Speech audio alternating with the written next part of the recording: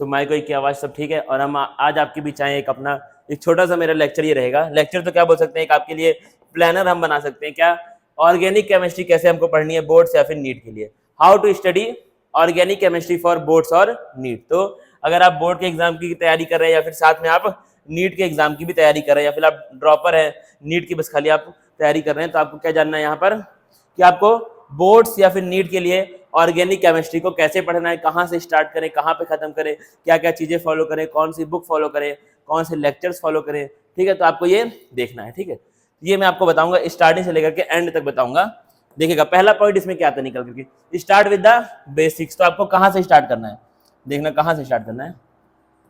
सबसे पहले तुम कहाँ जाओगे, बेसिक्स पे जाओगे। बेसिक्स क्या होता है, ऑर्गेनिक केमिस्ट्री का बेसिक्स क्या होता है, क्या होता है। अगर आपने देखा होगा तो ऑर्गेनिक नाम का एक चैप्टर आपको क्लास 11th की बुक में मिलेगा।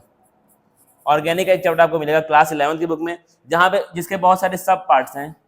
क्या क्या सब पार्ट्स, आपका IUPAC हो गया जिसमें कि हम लोग नोमेनक्लेचर के बारे में पढ़ते हैं। अगला आपका क्या हो गया, आइसोमेरिज्म हो गया, और क्या है GOC हो गया, और एक आपका आता है प्यूरिफिकेशन वाला पार्ट। उसको नहीं भी पढ़ोगे तो भी चल जाएगा, वो उतना इंपॉर्टेंट नहीं है। ठीक है, इसको तुम छोड़ सकते हो, ये प्यूरिफिकेशन वाला पार्ट आप छोड़ सकते हैं इसको। ठीक है, सॉरी ये क्या हो रहा है,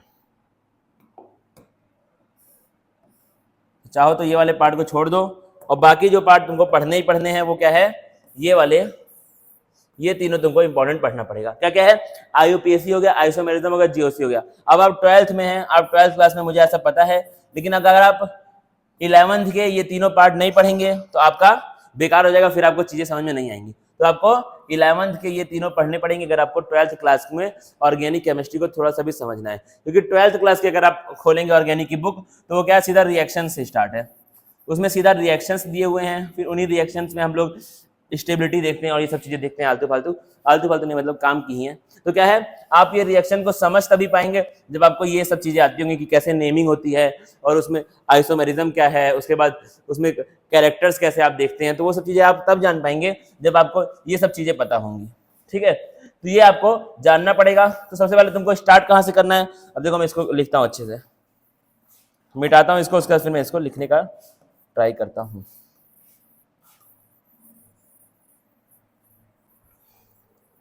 इसको मिटा के यहीं पे हम इसको लिखेंगे कहाँ से स्टार्ट करना है।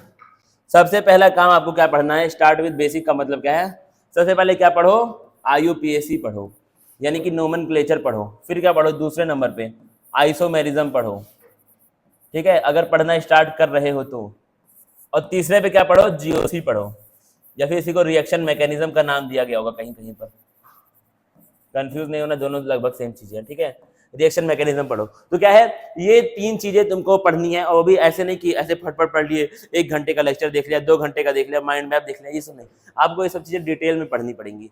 अगर आपने पहले अच्छे से पढ़ी है तब तो कोई बात नहीं, लेकिन अगर आप OC को स्टार्ट कर रहे हो, अभी आप ऑर्गेनिक केमिस्ट्री के बारे में ज्यादा कुछ चीजें जानते नहीं हो, तुम स्टार्ट कर रहे हो, तो क्या करो, पहले IUPAC को जाके पढ़ो। 12th क्लास में हो या फिर नीट की तैयारी कर रहे हो, उससे कोई मतलब नहीं है।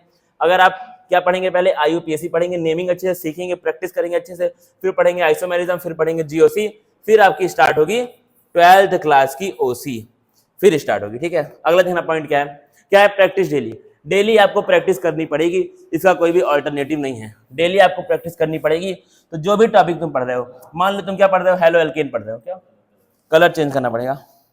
मान लीजिए आप क्या पढ़ रहे हैं, हेलो एल्केन आप पढ़ रहे हैं, ये ठीक है, आप पढ़ रहे हैं हेलो एल्केन नाम का चैप्टर, आपका 12th में आता है। ठीक है, मान लो तुम ये पढ़ रहे हो, तुमको डेली प्रैक्टिस करनी पड़ेगी। कितने क्वेश्चन, 50 क्वेश्चन आपको मैक्सिमम, मिनिमम 50 क्वेश्चन आपको लगाने पड़ेंगे डेली ऑर्गेनिक के, क्योंकि प्रैक्टिस से ही आपकी ऑर्गेनिक स्टार्ट होगी। ठीक है, स्ट्रांग होगी। अगर आप प्रैक्टिस नहीं करते हैं तो आप कितना भी थ्योरी पढ़ लें, कितना भी लेक्चर देख लें, 1 शॉट 2 शॉट, उससे कोई फायदा नहीं होगा। आपको प्रैक्टिस करनी पड़ेगी और डेली करनी पड़ेगी, लगातार दबा के प्रैक्टिस करनी पड़ेगी। ठीक है, तो प्रैक्टिस क्या होनी चाहिए, दबा के अगर कर पाओगे प्रैक्टिस तो चीजें क्या होंगी, तुम्हारे लिए आसान होंगी और तुमको समझ में आएंगी, वरना फिर कुछ फायदा नहीं होने वाला है।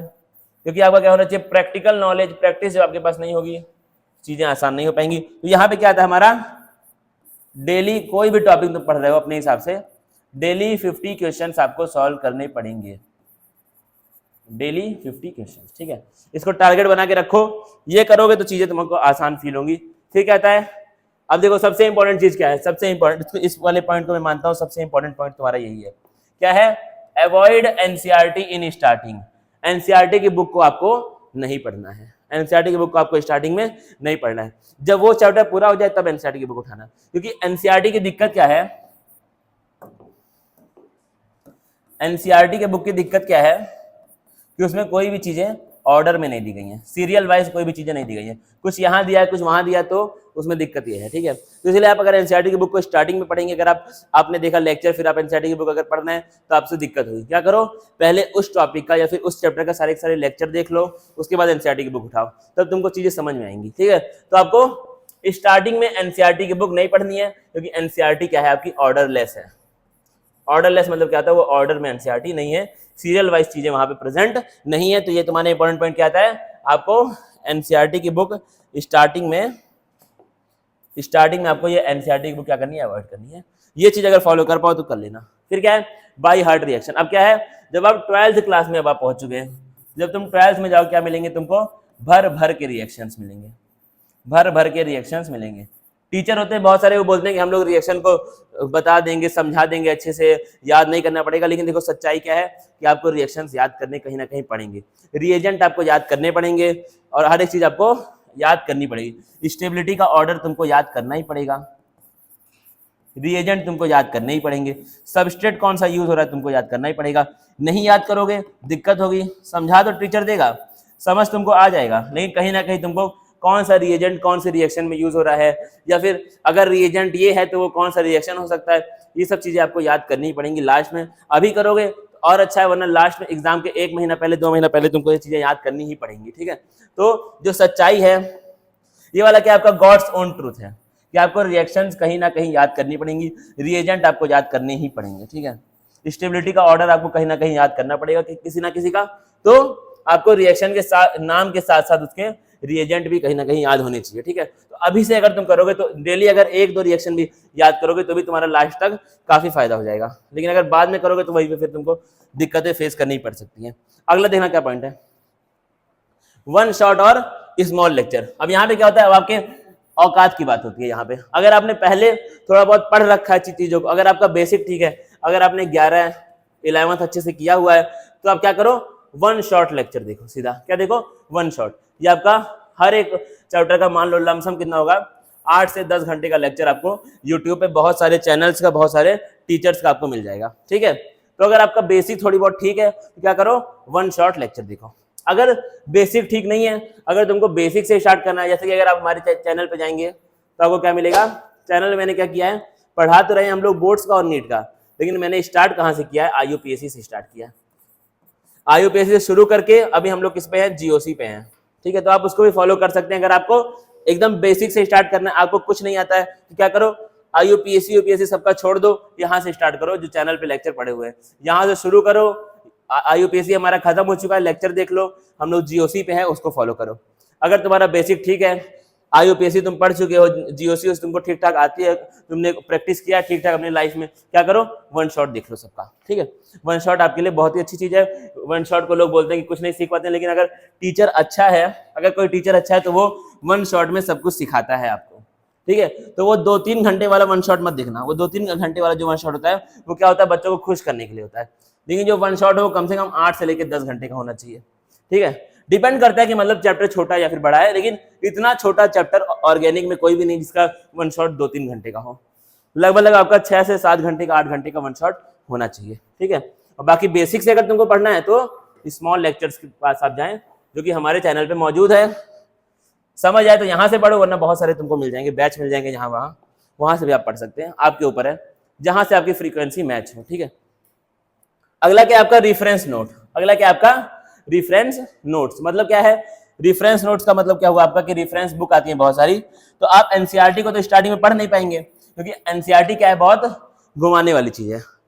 एनसीईआरटी एक ऐसी बुक है जो पहली बार पढ़ने में तुमको समझ में नहीं आएगी, क्योंकि मैंने पहले क्या बोला है कि जो एनसीईआरटी होती है वो कैसी होती है, ऑर्डरलेस होती है, तो तुमको एनसीईआरटी पहली बार में समझ नहीं आएगी। इसलिए क्या होते हैं, इसी चीज के लिए क्या होता है, यहाँ पर थोड़ा सा क्या हुआ है, ये स्पेलिंग मिस्टेक हो गई है, ठीक है, जो कि लगभग होती रहती है जब आप बनाते हैं स्लाइड तो स्पेलिंग मिस्टेक हो जाती है। तो क्या है, आपको रेफरेंस नोट्स को फॉलो करना पड़ेगा।